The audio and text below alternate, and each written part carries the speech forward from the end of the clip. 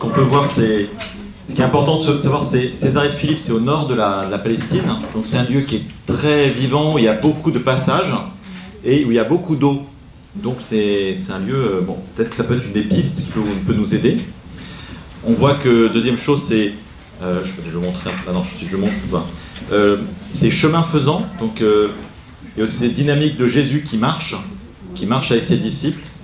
Voilà, ça peut être aussi une autre piste qui peut être intéressante, avec cette question